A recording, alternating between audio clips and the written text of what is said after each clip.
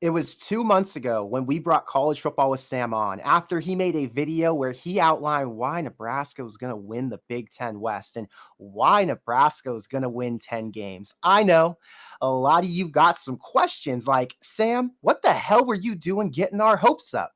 Or, "Sam, what made you think this team was gonna be any better than they were last year?"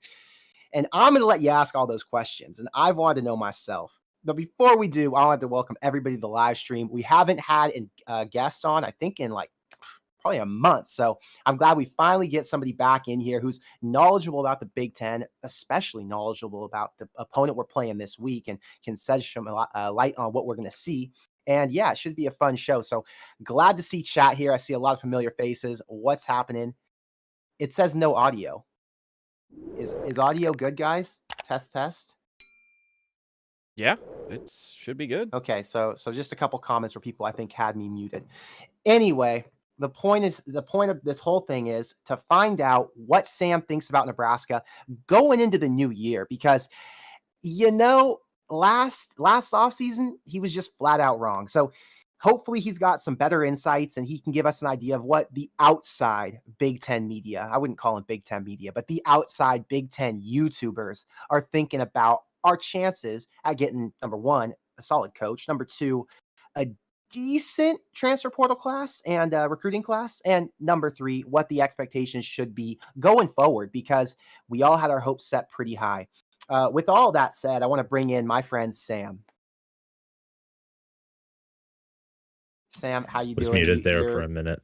I'm feeling good. Doing good. You're getting ready for Michigan, who's your team. You go to school at Michigan. You're getting ready for them to play my team, Nebraska.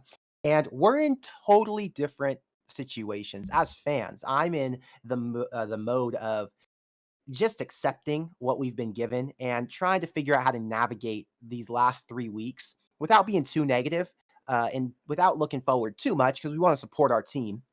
And you're in the boat of not looking forward at all. You're just focused week to week and enjoying every moment of this.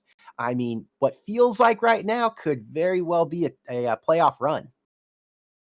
Oh yeah. For me, it's just making sure we don't overlook Illinois, which I've always, even from the beginning of the season, I kind of saw that as a little bit of a trap game. But, we win that and it's Ohio State or bust to a huge degree is what I'm looking forward to is that game, November 26th. So you're aware of this weekend and the curse that comes with playing Nebraska, correct? I am aware of the what started off as a meme, but then became a very real reality, the Nebraska curse. I mean, Purdue has suffered from it. They've suffered the most. You've got Minnesota now playing Northwestern. Northwestern loses this week. I honestly want to know your thoughts. If Northwestern Minnesota as a 17-point favorite at home over Northwestern loses that game, and Michigan obviously wins this weekend, are you nervous at all for Illinois? Oh, yeah. I mean, look at what Brett Bielema has been able to do with teams that have more, against teams that have more talent than him and teams that are favored over him. He's already loves playing the underdog role, and then to have a streak just continue to build, that just makes it all the more intimidating. If Minnesota drops to Northwestern, that would certainly add some little bit of fear to my heart. It definitely should. And I wouldn't be surprised if that did happen. And then if Illinois was going to the big house, Michigan's got to focus in and they're going to be in a major look ahead spot. So yeah, it's just a tough scenario. Yeah. So something to think about. So I wanted to know about your preseason predictions for some other teams. You obviously had Nebraska 10-2. You had Michigan, I think, getting back to the playoff or at least getting back to 10 wins. What were your thoughts on Illinois? Were you surprised by that? Were you surprised by Penn State or anybody else? Or was most of your predictions pretty accurate? Penn State, I had them at 7-5. Now for them to lose the remaining 3 games on their schedule, it looks to be completely impossible. But yeah. And then for Illinois, completely shocked. I mean, they lost so many super seniors. Like Brandon Peters is one of them, one of the many names.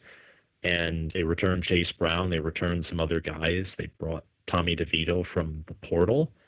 And I mean, 7-2, they're gonna probably beat Northwestern. They're probably gonna beat Purdue. That's a 9-3 regular season, and that's something that I didn't even consider in the realm of possibility for them.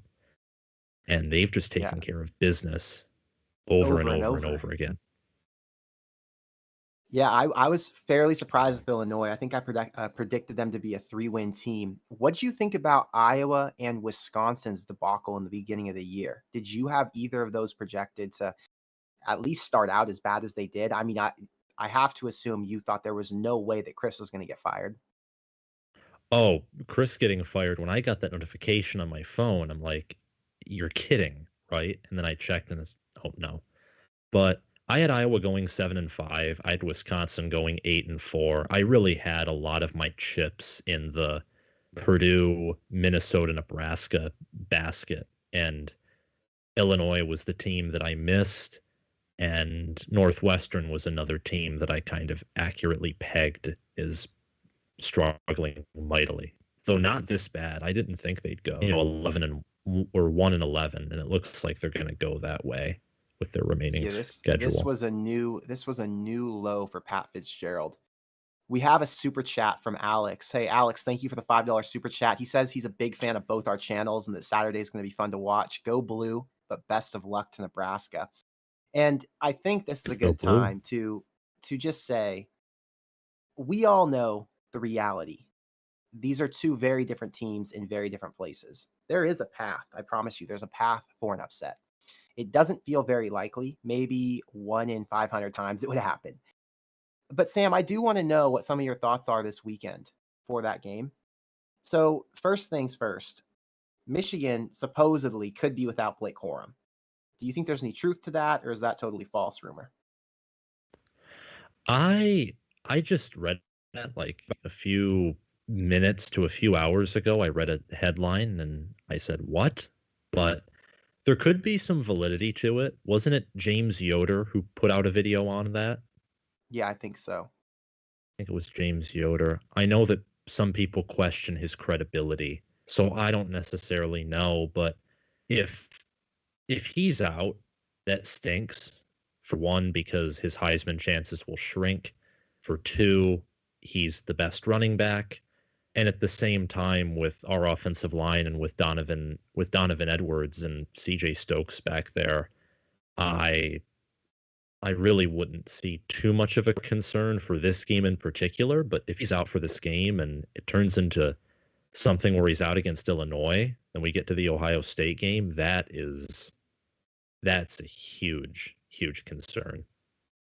That could end up hurting them down the stretch. But for this week, it's not gonna hurt them too much. I think one of the questions a lot of Nebraska fans have, and really quick, just so everyone watching, because I know you guys see this, just so you know how it's going on Sam's end.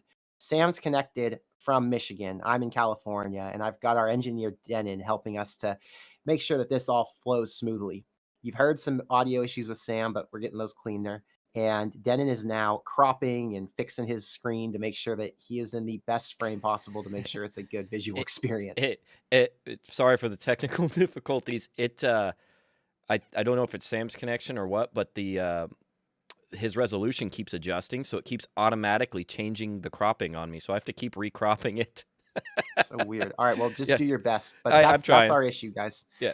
Uh, so Sam, Press Alpha sent us a $2 super chat. Thank you for the $2, and thank you, Alex, for the $5. If I didn't say so already, he said 4-2 final score Nebraska for the win with two safeties. We both know, obviously, 4-2 is not realistic, but I do think there is a path for Nebraska to stopping them on offense. I don't think it would be easy, but we saw Nebraska the last 2 weeks do pretty well against two teams who have really strong run games with decent quarterback play. I don't even want to call Tanner Morgan decent.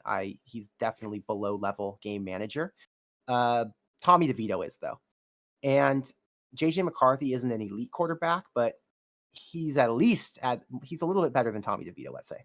Point is this: is there a way for Nebraska's defense to show up and shut Michigan down a bit? Because what I have seen in these box scores, at least, and from what I have watched this year so far, Michigan takes a bit to get rolling. And I'm not sure if that's because they have to wear They teams do. down at the line of scrimmage. I'm not sure if that's because they don't try and go for the gut check right away. There have been some struggles for them to separate. Do you see any way for Nebraska to keep it close in that first half because Nebraska's defense has been fairly consistent? Oh, first half, absolutely. One of my gripes as a Wolverine fan is that this team plays, in my opinion, the best second half football in the country. If they played the way they play in the second half, if they matched that physicality and killer instinct in the first, it'd be game over for every team except for Ohio State and Georgia. The issue is that first half. Now, I'd rather have a second half team with a killer instinct than a first half team because the latter would be Texas. And we all see how that ends in games against good opponents. But Nebraska can absolutely keep it close in that first half because J.J. McCarthy, frankly, his accuracy and some of his decision making it's not up to par with, the run game, which is Michigan's elite strength. And if Michigan has enough stutters on the passing game, you can just stack the box, dare them to pass, and there's a good chance that they won't do it. And that's what keeps these teams in like close positions with Michigan, where they just run, and the opponents can just stack the box and not worry a whole lot. Does JJ throw it downfield, or has Harbaugh called plays that are a little bit tighter? Because I saw his completion percentage right now is almost 71% on the year. So my guess is that's got to be more check downs, more 10-yard shallow routes, or is he going deep and I just don't see it? He they do try and get him to go deep. At least they did early, middle of the season, but he is not very accurate with his deep ball. He isn't, like, whether it's Roman Wilson or Ronnie Bell or whoever he's throwing it to, they never seem to match up. Like I would Makes say his sense. deep ball is almost worse than me. And I mean, to me, it reminds me of Cade McNamara's deep ball from last year, if not worse. But he's the better overall athlete. If JJ goes down, Cade's now gone. Cade is, I think, done for the season. He had a surgery. I'm not sure. Was it a Yeah. lower body injury? So Cade's done. Who's the third string or now the promoted second string? Oh, it'd be Davis Warren, maybe And Alan how Bowman, but Alan Bowman's from Texas Tech, huh? yep. So if Davis comes in, does Michigan have a chance to make a run? I mean, I'm sure they are going to be able to handle Nebraska no matter what, but just Michigan outlook going forward, so I have an understanding. Can they beat Ohio State without JJ? Can they beat Ohio State without JJ? Well, if the weather's as bad as Northwestern, there's a chance. But if it's like not that bad, I would say I haven't seen enough of Davis Warren to, make it a pretty accurate call, but I'd say no. I'd confidently say no. I can't see them going into Columbus with below average or decent weather and win with Davis or even Cade if Cade was majestically healthy at quarterback. Ohio State's defense is just too good, and their offense is too good. I have a good follow-up question there from Wise Pine. He says, why has Jim Harbaugh, who's an offensive coach and alleged QB guru, never had a good passing attack at Michigan? Oh my gosh. I, you know, it's so confusing because like what he did with Andrew Luck at Stanford, and he looked good in his first year with Jake Rudock coming in. And I think even Wilton Spate, given that Wilton just didn't have a whole lot of natural like talent, it looked good, did his job. I just think it's part of me thinks it's like the NFL style of play, and you're not, Michigan doesn't really run a spread. They run a, power spread, Yeah. but it's not like CJ Stroud at Ohio State. So the system sort of works against them. And I think too that the whole like NFL philosophy, and I think it's just a part of him too. Like he likes to run the football. Well, in the Big Ten, I mean, you've got to be able to run. As we've seen for Nebraska, they tried to establish the pass. They never tried to get the run going. And now we're still, as fans, begging for them to run the ball. If you check Nebraska Twitter, I'm not sure if you do, but it's flooded with people saying, run it, run it, run it. And then today, finally, Mickey in the press conference hinted that we're not running the ball enough. And that's obviously a shot at Whipple, it felt like. And if we're not going to run the ball, we're not going to be able to win games. So maybe, maybe the fact that he's not throwing it has been beneficial for Michigan, and that's why he's able to turn it around and win Old School, right? So, is what it is. Okay, I've got some questions about earlier on this season because you were keeping up with Nebraska. So, things started off rough against Northwestern. And in that moment, I felt like maybe Northwestern's going to be in one of those years where they pull out 8 or 9 wins and compete for the West, right? Maybe Nebraska's not that bad. We just played against a better team. Then we get to North Dakota and things look a little sketchy. Then we get to Georgia Southern and we realize what the reality is. What was your thinking in those first 3 weeks? Were you surprised about the firing? And yeah, I just want to get your thoughts because I never talked to you about it. Oh, that North Dakota game, to me, what was more concerning wasn't the North Dakota game because I don't know, Nebraska finally pulled away. So I'm thinking even if though it was a bad game, it could maybe build some confidence. It was the fact that Northwestern lost to Duke that same day. And that I saw and my eyes just went like there's no way that Northwestern maybe, I mean, they lost to Duke in 2018, I think, and went on to win the West, but losing at home to Duke and then Southern Illinois the following week, it's just losing to a bad Northwestern team is not a good sign. I wasn't surprised by the firing at all. When that kick was missed, like I think it was Frankie, Georgia Southern was it field who? goal. Yep. Yep.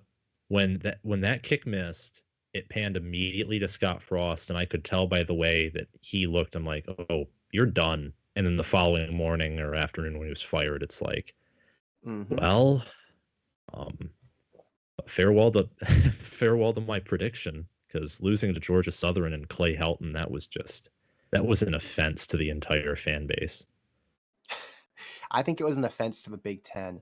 Nebraska coming in and being weak from the start. I mean, I don't want to say weak from the start. They had gotten the doors blown off by Wisconsin early on, and then they had some struggles. They had some games where they gave up a lot of points, but ultimately Nebraska was a bowl team every year under Bo Pelini. It wasn't until that 2015 year when they made one of the worst decisions of all time in program history in bringing in a coach like Mike Riley, in bringing in Mike Riley. You were younger back then, so you probably didn't have a reaction the way I did. I was in a bar. I was like 20 something, and I was sick to my stomach that they hired a Ugh. guy who had no proof, right? And I do get these nervous feelings now because we're talking about the next head coach in Nebraska. There's a lot of rumors. Most of the rumors are BS, but just the fact that we're talking about some of the names that are being thrown out there bring back those same weird feelings in my stomach that I had back then. We had no idea it was going to be Mike Riley until the last minute. At least I didn't. The Scott Frost hiring was a lot more comforting. We knew what we were getting, or so we thought. We were comfortable with him, and it was one of the best coaches on the market. So with all of that said, I want to get into what your thoughts are on this coaching search. And my first question is, where would you rank the Nebraska job in the Big Ten? Okay. It's a really good question. And I think I saw one of your videos on that talking about it. I think it was your live with Zach Smith. I think you discussed that there, didn't you? About where We did. Nebraska ranks. And I think he said like edge of the top 10, maybe number 10, or maybe you said that. But That was nationally, seeing yeah. yeah, and that like nationally it's huge because that's like easily like probably top 4 in the Big Ten, if not that number 3 spot behind Ohio State and Michigan. And with NIL coming into play, Michigan, I haven't heard too much from them progressing in NIL, despite my hopes that they would. I mean, with the NIL money, with the fact that it's in Lincoln, I mean, the isolated location, some might view that as a negative, but because, Nebraska's not a recruiting rich state, but also that means It's not like LA where in USC, if you lose the entire population to other sports teams, get that loyalty. I would say I'd I'd rank that job. Hmm. It's so tough to choose between that and Wisconsin. Let's work Like through it really quick. Let's for the people who are watching and are casual fans. The number one job in the Big Ten is it's Ohio State, the number two job in the Big Ten is say Michigan. the number three job in the Big Ten comes down to, would we say three teams? Yeah, I'd say 3. Okay. The three teams that it comes down to are Penn State, Wisconsin, and Nebraska. Fair? I Yeah, think everyone that's in chat beyond would be on fair. board with this. When you weigh the positives at each school, do they all have the same NIL fund? I don't know the answer to that. Do you have any idea? No, I do not have any idea. I venture to say Wisconsin falls behind Nebraska and Penn State, but I don't know if Nebraska or Penn State has more NIL money. When we talk about fan support, I would say all three have equal fan support. Nebraska, I would say, has a bigger fan base than Wisconsin, though, if I had to guess. Penn State probably has a bigger fan base than Nebraska just on numbers at their school. They have a lot more enrollment. I think, I could be wrong, but I think they have a bigger enrollment. Nebraska is struggling and held back because of win history and recency, right? Oh, But if yeah. you talk about playing, this is the thing. We got to talk about the future, because when we talk about the West, you could say there's an easier path for Nebraska to win a championship, but that doesn't matter anymore. So the question now becomes, is Nebraska a better job than Penn State when there is no division? And I think that's a very tough question. I still believe Nebraska's a slightly better job than Wisconsin, based on money, based on tradition, based on resources, basically. I don't know about Penn State, though. That one's a tough one. I almost What about forgot without about Penn pods? State. It's good to mention that, but I mean, they have that Maryland, Virginia, New Jersey, Pennsylvania recruiting area where you get like 5 stars and 4 stars there all the time. Nebraska, it's very tough to find more than 1 or 2 4 stars in their own state. And then you got, That's an issue. Yeah. And Penn State's the only team in the Big Ten outside of Maryland and Rutgers in that recruiting area, and they can dominate that. LSU says, I'd say the potential of each job, it's easily either Nebraska or Penn State for number 3. If you're talking about it right now, it's Nebraska and Wisconsin fighting for 4, probably. I think that's probably fair. So we could say Nebraska falls behind Penn State. Let's just say it, because we're not going to be biased Nebraska fans. And it'd be Nebraska versus Wisconsin fighting for 4. I think if Nebraska was able to get a decent coach in here, not even a great coach, just a coach who could win 8, 9 games, a couple years over the next 4, the job starts to become a realistic job for top coaches to take. Not a crazy rebuild, right? Right now, it's a system reset job, and you're actually taking a career risk by starting from 0. If you go to a lot of other schools, they might be bad. Like Scott Frost took over at UCF when they were bad, but before that one bad year where they went 0-12, I think UCF won like 10 games. So Yep. Nebraska's not like that. They're a perennial loser. They are the opposite of what a blue blood would be. They're the only team left in the Big Ten, or in the they're the only team in the country left without a bowl appearance since 2017. And the only other team that was in that same bracket was Kansas. So It's crazy. yeah, down bad. Okay. How easy do you think it would be for Nebraska at this point? Because we've seen the transfer portal experiment. Honestly, we've seen the transfer portal experiment fail in this first year. I don't want to say that portal transfers were a failure, because I don't think they were. You had Trey Palmer, who showed out, who's going to the NFL now because of his time at Nebraska. You have Casey Thompson, who didn't do as well as we'd have hoped, but he was really put behind in some bad situations with no offensive line. So I'd say he's still a win for Nebraska, but he really was held back. Anthony Grant, he came from junior college, but he was before at FSU, and he's been a star. You had O'Shawn Mathis, who quite frankly did not pan out the way we thought he would. And some other guys, but those are the main ones. So here's the question. Did this year's portal haul and failure impact the portal for next year? Because I do believe the portal is going to be 4 to 5 times as big, or at least the entries are going to be 4 to 5 times as many, is a better way to say it, I guess. So is Nebraska going to be impacted by this year's failures, or do you think this new coach will come in and a lot of guys will still want to give Nebraska a shot? I mean, I think Nebraska, part of it, like part of the attraction for this past season was it's Scott Frost's final year. They hired some big names like, Mark Whipple at OC and then also Mickey Joseph at wide receivers coach. And that just attracted, I mean, that attracted Trey Palmer, that attracted Casey Thompson, Chuba Purdy. And I don't know, I don't think I would call that class a failure because that offensive line that you talked about for Casey Thompson, they only had like what Kevin Williams and Hunter Anthony go on there. And I don't think Hunter Anthony's played much. I don't Hunter think Kevin Anthony's played a Williams bit is. more in the back end. Kevin Williams got hurt early on. Oh, okay. Thank you for that. Yeah, I mean, with the position that the offensive line's been in, you can't blame any of those offensive transfers at all for any of their failures. I mean, Thompson had a better O line at Texas, and Anthony Grant has done amazingly without any supporting cast. And look at Trey Palmer. I think he'll probably be on first team all Big Ten if he continues what he's been doing. On defense, it's a different story, but I mean, with how bad that entire defense was functioning as a unit, can you really blame it on one individual player?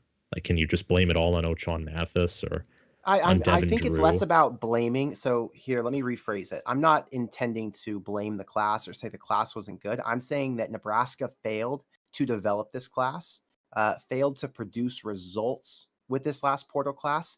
You look at schools like Ole Miss had the number 2 transfer class in the country, is a top 15 team nationally. USC had the number 1 portal class nationally, is a top 9, top 8 team. So then you look at Nebraska and they failed miserably. They are a bottom 80 team nationally. So even though they recruited some star players, they weren't able to turn them around. As a fan of Nebraska, I know the truth is we had the wrong head coach in there. The culture was messed up and we needed a reset last year. And unfortunately, we didn't have one, right? We didn't know, Yeah. or at least I didn't know. Now going forward, you've got kids on the outside looking at Nebraska and they're saying, well, Nebraska just had the number 7 portal class in the country. I could go to Nebraska, get an NIL deal, whatever. But the last guys who were told they were going to win there didn't win. They actually went there. All their coaches got fired, and that team's terrible.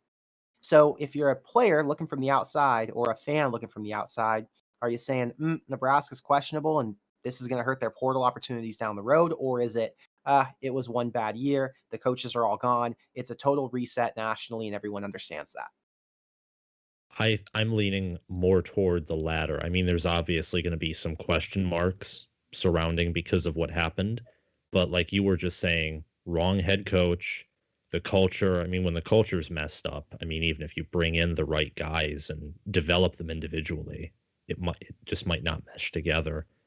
Yep. And also, I think like look at Miami. They're 4-5. They're probably going to have a losing season, and they're still raking in recruits, and they're probably going to rake in a transfer portal class because of NIL and because of opportunity. And I think Nebraska they still have that.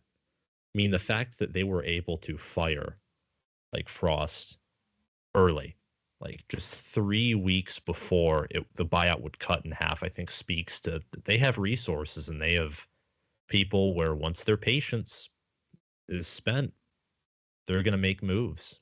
And I think that that's a good, I think that's a good sign moving forward. Fair enough.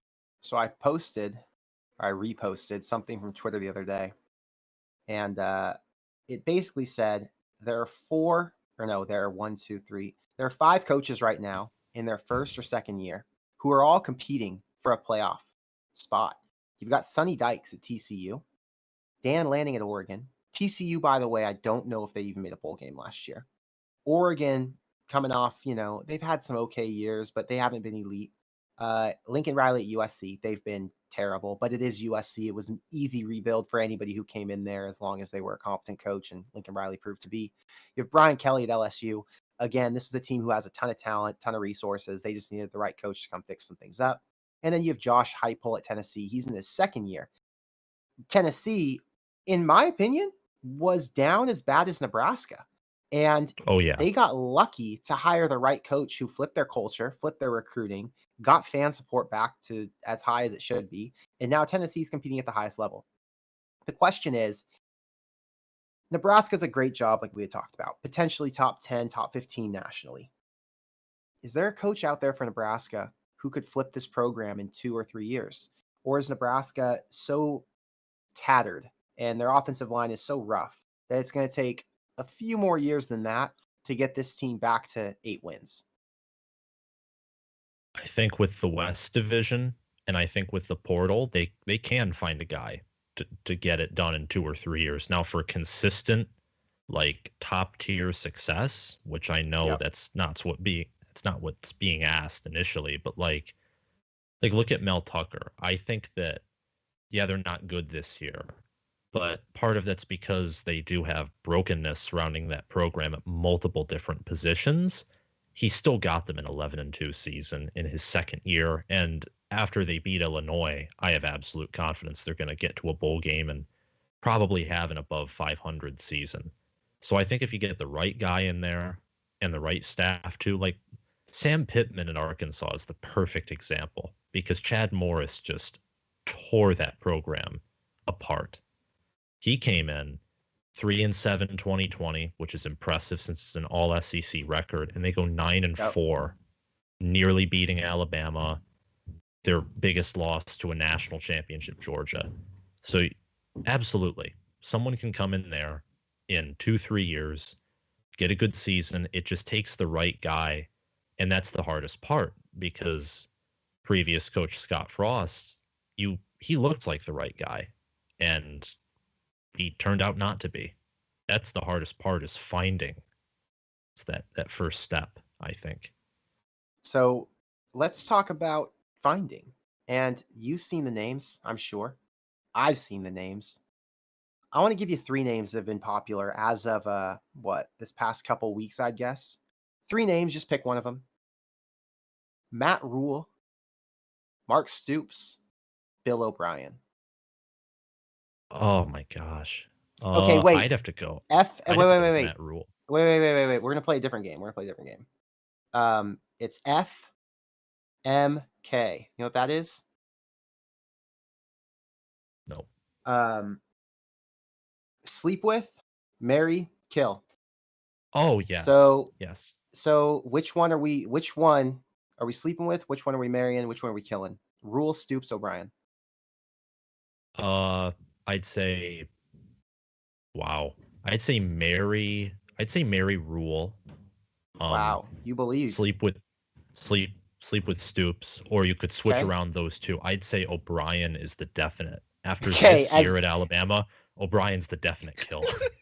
Okay, that was my hope that you were going to say that. It's been so interesting to me to see all of these people online talking about Bill O'Brien being a legitimate candidate, while I watch Alabama every single week, and they look so unimpressive. One of the worst offensive displays we've seen in years at that school, and they're playing with a Heisman quarterback, and they have the same head coach, the same high-level recruits. There's got to be a variable in there that doesn't fit. And people are telling me that Bill O'Brien could potentially come and save Nebraska football. Sure, there's potential for it. But if we're talking about what their resume says as of today, that one does not look pretty. Let me say something that I would never have thought I would have said like just a year ago. Michigan and a few other teams like Ohio State and Georgia being amongst them, they would boat race this Alabama team. Maybe it wouldn't reflect on the scoreboard, but Alabama would eventually just break to those teams. They can't. They've played in so many close games, and with their huge talent margin and everything that works for them, it really is unimpressive to just watch them play. Like you said, like they have all this talent. They have Nick Saban. They have, not just the talent, but the developed talent, like Bryce Young, for example. Yep. He carries that team. And yet their offensive line is bad. Their secondary isn't good. Their wide receivers. Talk about a portal class failure. I mean, Jahmyr Gibbs is good, but where are their wide receivers? Like, where's Tyler Harrell or Jermaine Burton outside of Burton, like, apparently hitting someone who's a Tennessee fan? They're not anywhere. That was confusing. Yeah. Yeah. Okay. Well, let's do another one. FMK. Leipold, Kleiman, Sanders. Leipold, Kleiman, Sanders. Remind me who Sanders is. Sanders is a guy named Deion Sanders, who's a Hall Oh, of Fame. yes. Yeah. I'm sorry. I just forgot that. I'm just messing with because you. I know you're not even going to think, because who's registering Yeah. Deion Sanders as a Nebraska candidate? I know. Okay. I'm not. Chat I'm not is. either. Chat's Yeah. blowing Those it are your up. three. Chat Okay. knows who he is. Yeah. Okay. Kleiman, Leipold, Sanders. Oh my gosh. I'd say Mary Sanders, sleep with Chat's going to Leipold, love that. and then I hate to say this because I love Chris Kleiman. I think all of those, or Kleiman, I think all those three candidates are good, but I'd have to kill Kleiman. Whoa. Okay. Chat, first off, loves Deion Sanders. Actually, a lot of Nebraska fans love Deion Sanders. I'll tell you my perspective on this situation. Leipold has no defense. He has a beautiful offense. I think he would be, I don't know if he'd be dominant in the Big Ten, but I do know that their run pass is pretty balanced. They look really good doing it. So I think he'd be able to make it work. Kleiman feels like the safe bet for me, but he doesn't have as high of a ceiling offensively. And I think their defense is just more sound, but he's at Kansas State. It's tough to really say, could he do this in the Big Ten, or is this just good for Kansas State and good at North Dakota State where he was before? I have a feeling that Kleiman would be able to make things work better than Leipold would.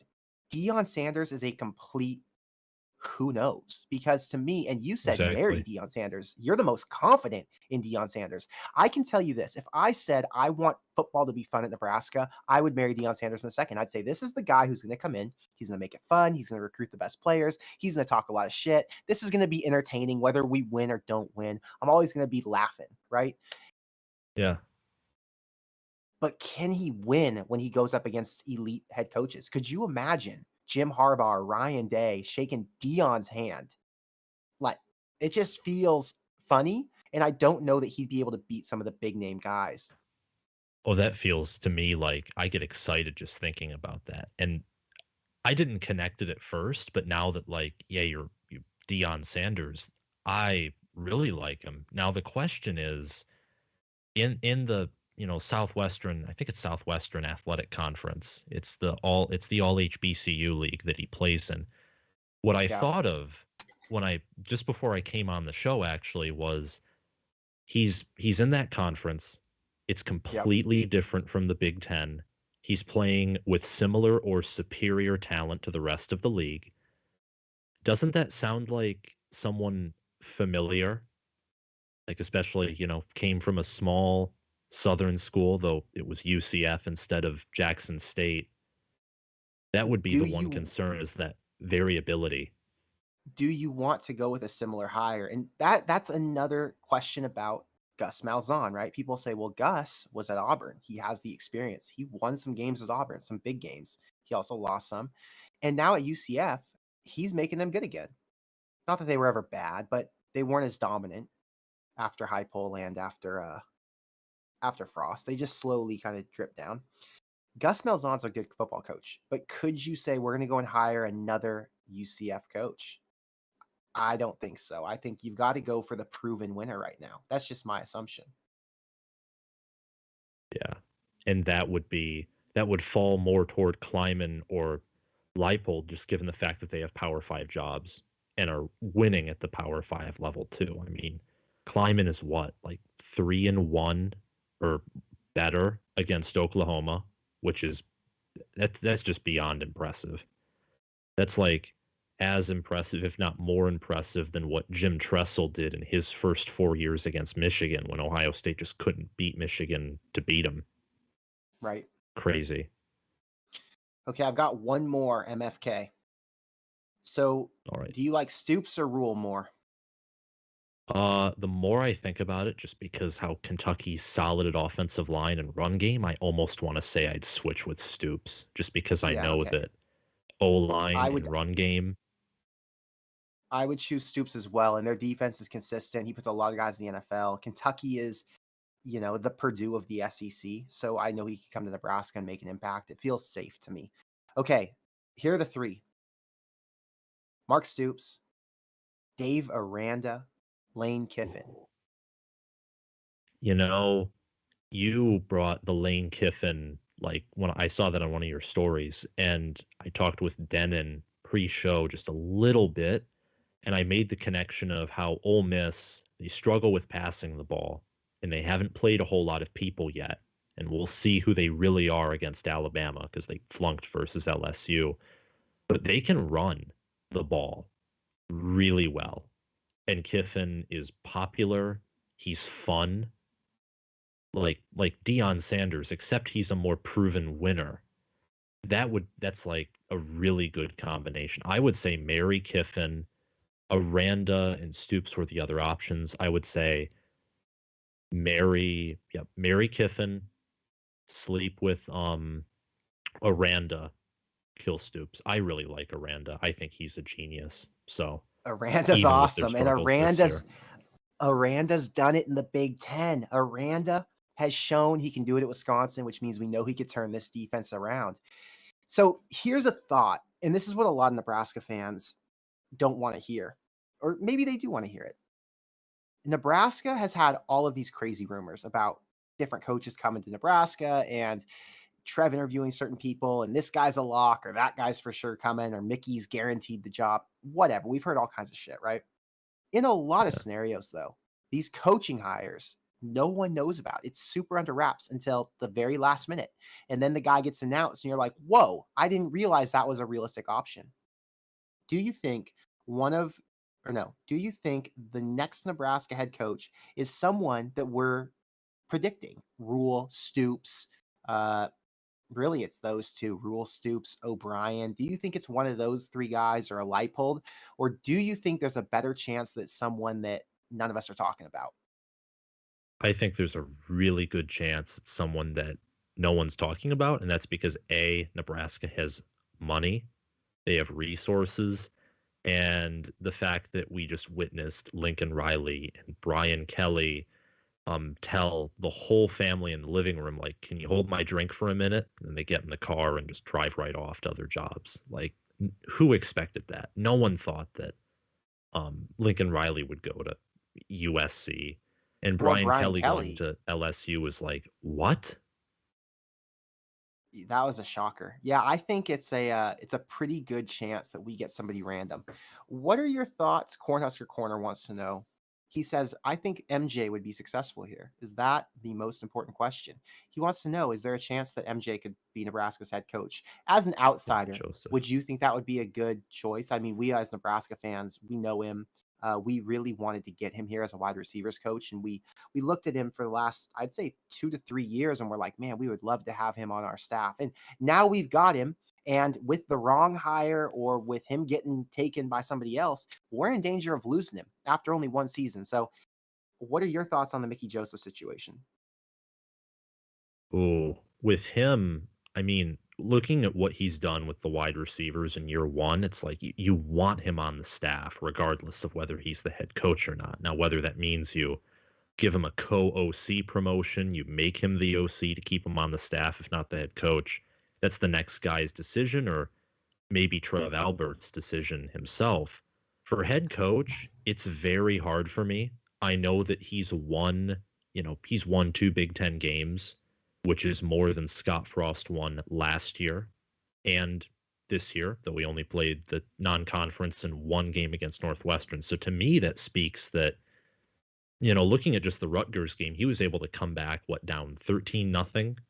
So he has a better handle of the players. I think he holds players more accountable. He has more emotion and juice to him. But they look to go 3-9 right now. And it is a risk hiring someone as head coach who's never been a coordinator before. I don't think he's been a coordinator before. He's been a wide receivers coach, very good at his job. Like, Justin Jefferson, Jamar Chase, just look at the NFL production. But it is a risk. But I think that most importantly, you just got to keep him on the staff. I think that's the biggest priority for him. Now, if he wins the head coaching job, great. But I think that that would require at least one more win, whether it's against Wisconsin, Iowa, to show that he can beat someone, or even Michigan. Let's say he pulls the unthinkable and beats Michigan. He's got to get one win that shows that he can do more with less, because That's Nebraska's roster currently, it's less than Iowa. It's less than Wisconsin, who are shells of their former selves in the West. what's interesting is Nebraska has a really flash starting lineup, at least in some positions. I think it's really the skill positions, right? They've got some flash at the skill. It's been like that for the last 4 or 5 years. And the offensive and defensive lines have really struggled. And because of that, it's hard to win in the Big Ten. Mickey Joseph, in my opinion, if he came in, would have to hire such a good staff. And there would be no guarantee that fans would be happy with his immediate results. He might be a 5-win coach for the first couple of years because it's going to take him time to learn. I just think it's too risky of a call, and I don't think it's going to happen. So fortunately, we don't have to worry about that too much. Hopefully he does end up on our staff and we get the best of both worlds. We get a coach who's on the closer to the elite side when we talk about the resume, like a Dave Aranda. Not sure how realistic it is, but somebody like that. And you also get to keep a Mickey who is a culture builder, would be a fantastic addition, and can continue to recruit elite players, because Nebraska is on pace to have a good recruiting class once again, especially because Oh, they yeah. already landed Malachi Coleman, who's one of the top 2 or 3 athletes in the entire country. So that's a plus. Now, I will say, Sam Pittman, I don't think he was a coordinator either before taking over at Arkansas. He was like Offensive line coach. yeah, he was a well-valued O-line coach. And look what he's done. Now he even said it in one of his interviews I heard on Josh Pate's Late Kick, is he credits it to his staff. So if you want him as head coach, you have to build an amazing staff around him. And then maybe you can like really get somewhere. And that'd be an awesome story, is what that would be. What's interesting about Pittman is he's a run first guy. If you look at Arkansas's offense, they run the ball like yeah. crazy. They have the ability to throw, but they're all run. Sam Pittman's resume was actually pretty fantastic. However, he wasn't a coordinator. He was before in the 90s, he was at junior colleges and high schools. In the late 90s, early 2000s, Cincinnati, OU, Western Michigan, Missouri, Kansas, Northern Illinois. Then you get into recent 2007 on North Carolina, Tennessee, Arkansas, Georgia. He was the offensive line coach or the associate head coach at all of those schools. His resume was incredible because that's 26 years of offensive line coaching and being an offensive position coach in multiple conferences at all levels. That's the Big 12, now Cincinnati's going to be a Power 5 team in the Big 12, but Group of 5.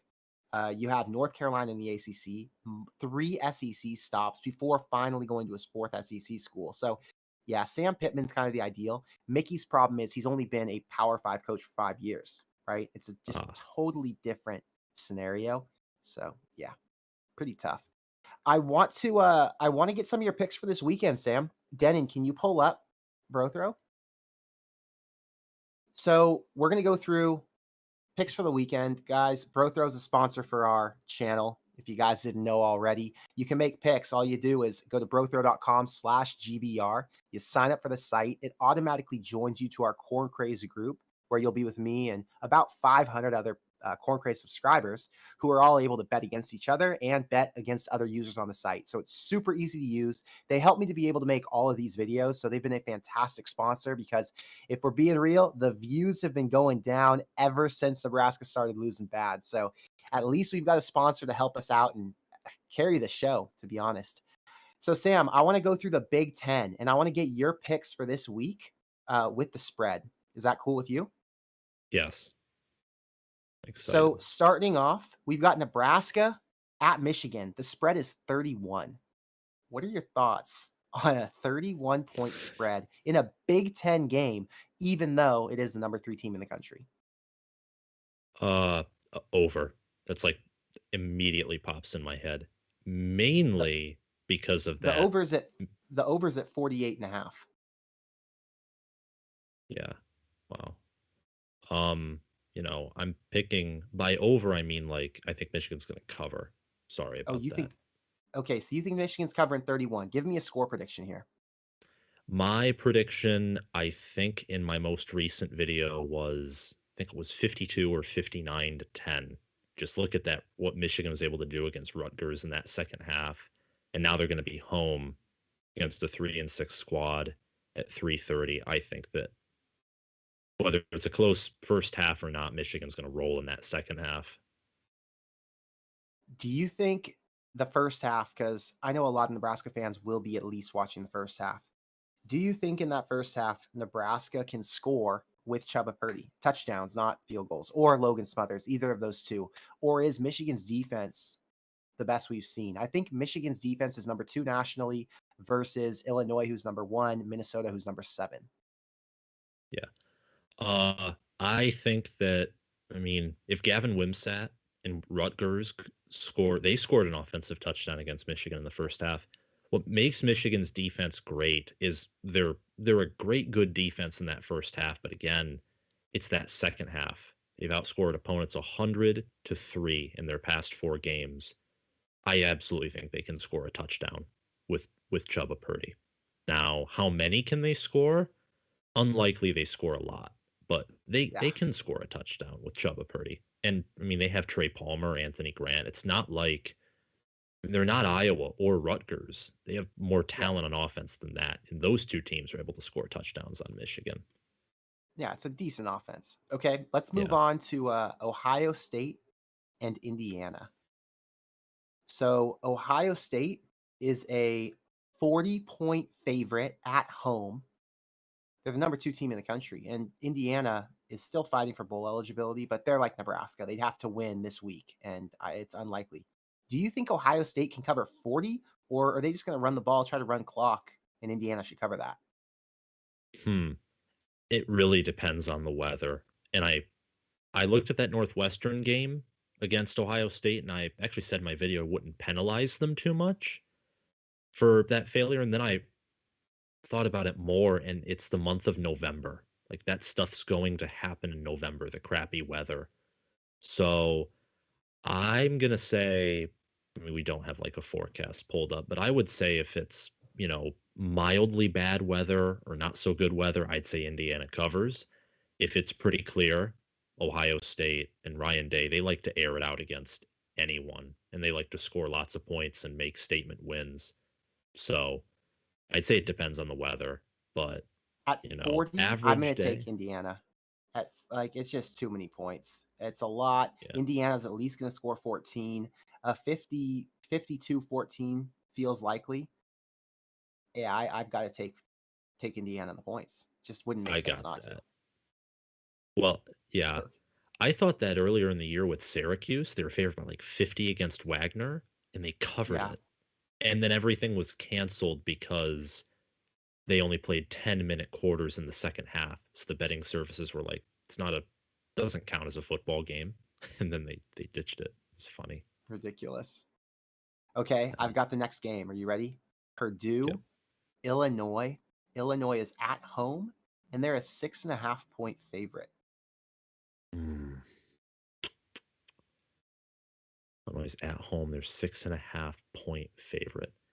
You know, I'm gonna say after that demoralizing loss to Michigan State, I'm gonna say that Illinois covers, but barely, You just think they win barely. by 7? Purdue, yeah, like 7 or 10 points. They're gonna be motivated. They lost to Indiana earlier in the year, and then they went on. It was their only loss until last weekend.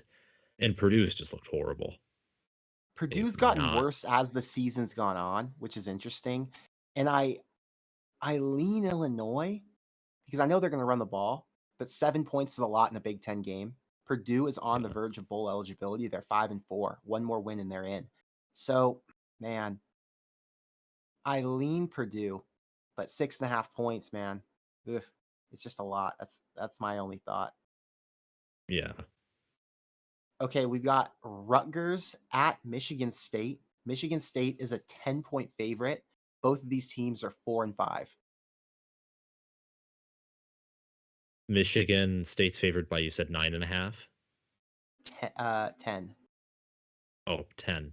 Favored by 10. I am going, I'm going to pick Rutgers. I'm going to pick Rutgers to cover. I think Michigan State wins it, though. Okay. Maryland, Penn State. It's at Penn State. Penn State's a 10-point favorite. I'm picking Maryland to cover, not to win. I don't think they're really capable of beating this Penn State team in Beaver Stadium, though there's a chance. But the way Wisconsin shut Maryland down, it's uncharacteristic. Some way like how Iowa shut Purdue down, even though good defenses in those two games, it's just Purdue and Maryland have too much on offense to be held down like that. And I don't trust James Franklin in this, or Manny Diaz for that matter. I mean, Maryland has Roman Hemby, strong run game, better O-line. If they can get the run game going against Penn State, they'll be able to score north of 20 points. And Penn State I think they've proven enough that they can be susceptible to the run. I think they can, but I think Penn State's out trying to win. They're not messing around anymore. They're focused. They lost to Ohio State and they're upset by it. I think they go foot to the pedal and they win this one by 14 plus. Maryland's okay, but I don't think they're elite. I'm taking Penn State to win by 2 touchdowns.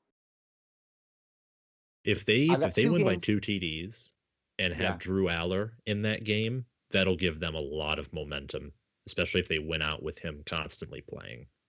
they're going to be 8-2. They could potentially finish 10-2 on this season. That would be a fantastic run. They'd be I don't know what number, but they'd be a top 10 team nationally. That'd be huge for Oh Penn State. yeah.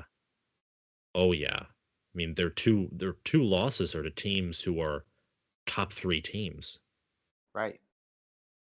Yeah, this would be a very successful season for them if they could get to 10 and they're very close.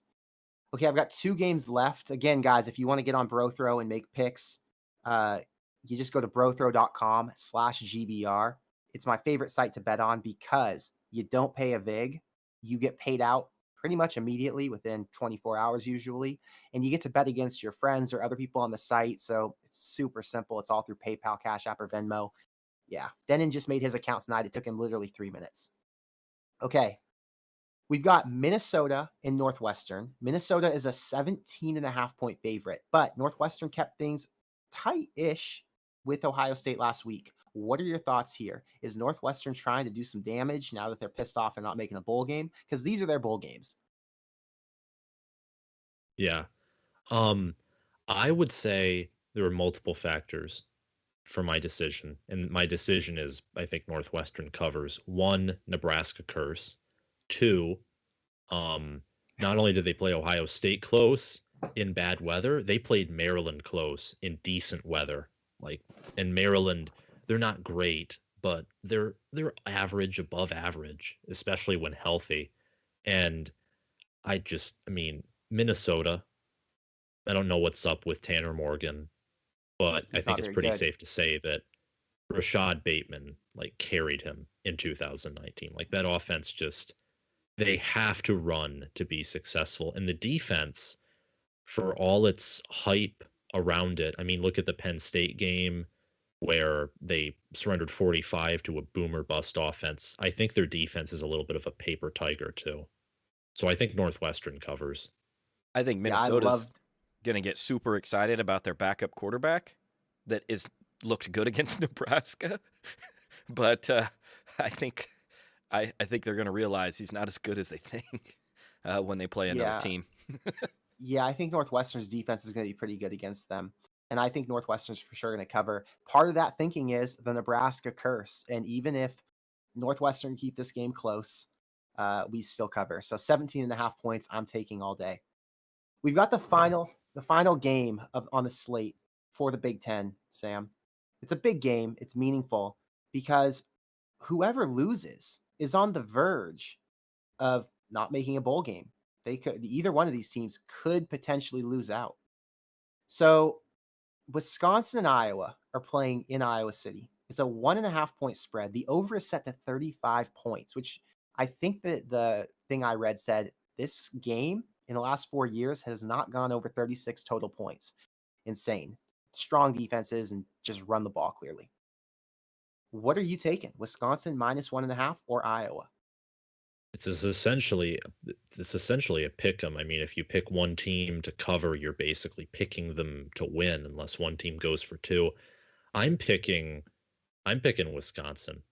And it's so hard because Graham Mertz, even though his passer rating, he actually has like a 150 passer rating this year. So by just passing statistics alone, he's actually much better than over the past few years. And even by QBR, like he has improved. And I look at Jim Leonard and I look at Kirk Ferentz and then I look at Bobby Engram and I look at Brian Ferentz. And I'm smiling right now because Iowa's offense is just disgusting. Like They did I score can't 24 points last week against Purdue, though. it did. It did, but I just can't with it. It's not they're so bad. They're You can't even say so they. bad. You have to say it when talking Yes, about. I have to say it. It's horrible. I get I'm it. picking Wisconsin. I think eventually Braylon Allen and Graham Mertz and Keem Ray I think is their best wide receiver. They'll eventually will find a way to win at Iowa. I mean, Iowa. Have you ever watched, Mark D'Antonio at Michigan State in his later years, like when Of Scott Frost beat course. him 9-6? Yep. That's what Iowa is, and it's not sustainable. It is Okay. not sustainable. Well, that takes me to our final questions. Thank you for those picks, by the way. Again, if you guys want to sign up for BroThrow, it's brothrow.com/GBR. You can make picks on any NFL, college basketball, fighting, like boxing, UCF, literally anything. I make picks every day. Right now, I'm on Memphis minus 6.5. Right now, they're up by 14. And I'm also on the Panthers +3, and the Panthers are winning by 3. So if you guys want to sign up for that site, it's free, super easy to use. And you can always reach out to me if you have any questions on how to make bets and so on. Sam, my final two questions for you. Denon, you can take away the bro throw. So my final two questions are about the end of the season because although Nebraska likely loses this week, there are 2 games left this year. One is at home against Wisconsin, and the other is on the road at Iowa.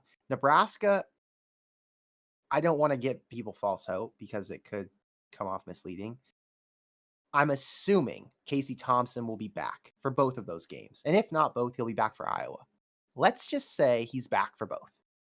What do you think Nebraska's chances are of winning at home against Wisconsin on senior day and winning on the road at Iowa?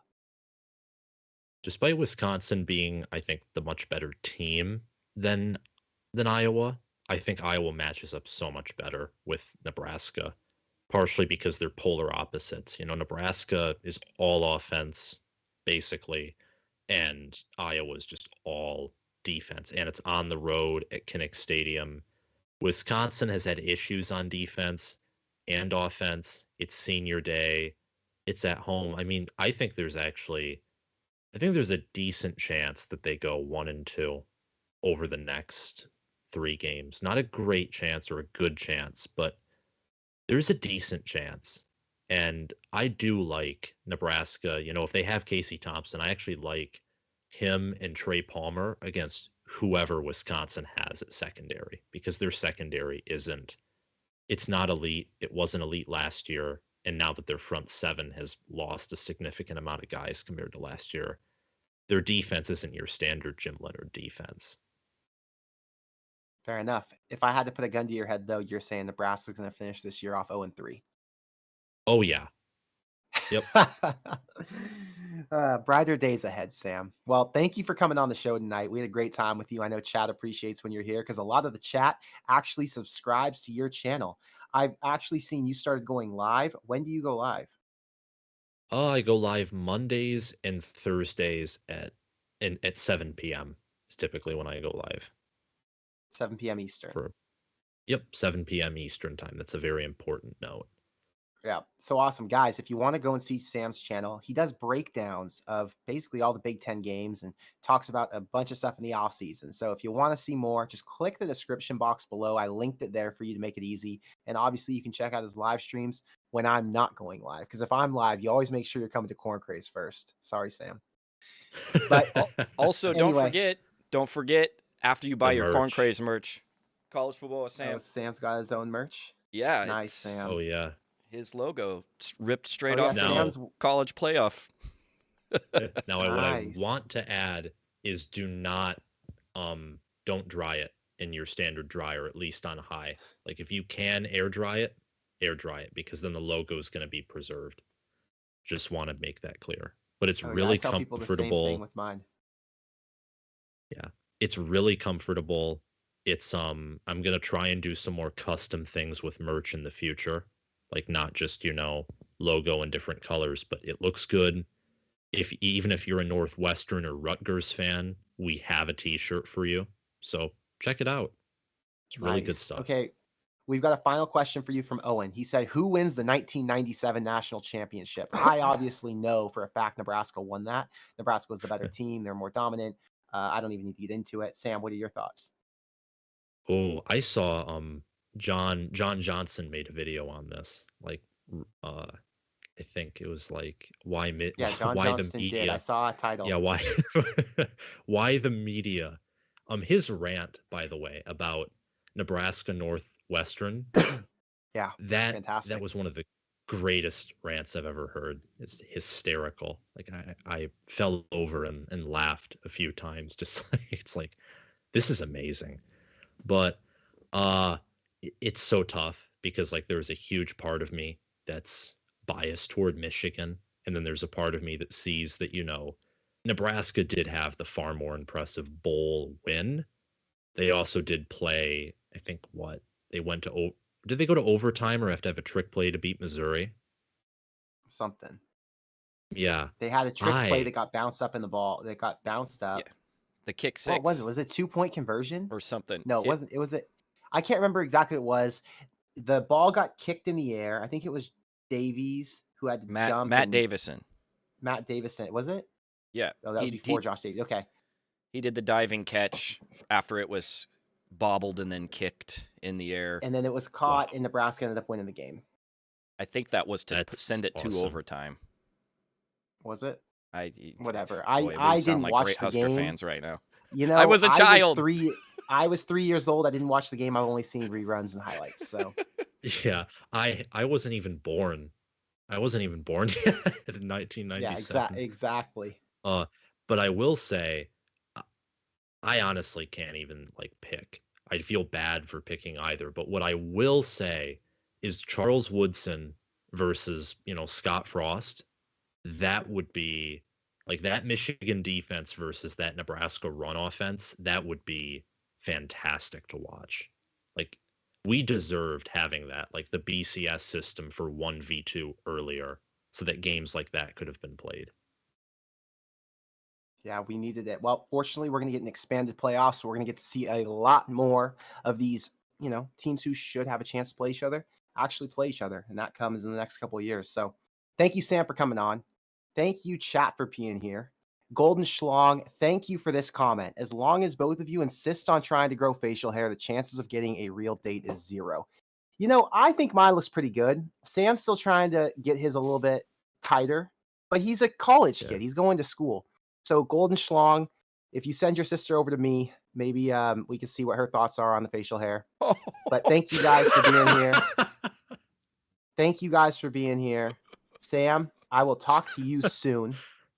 And good luck with your channel and all things you're doing. Guys, I think I told you in the first stream that we did with Sam, he has his channel to make money to pay for school, which I think is super cool because, to be honest, when I was going to college for a few months before I dropped out, I was working regular jobs trying to pay for school. Sam is actually out here trying to be creative and cool and figure things out. So big props to him for figuring it out. This is not hard. You guys know I've told you before, doing YouTube is a nightmare.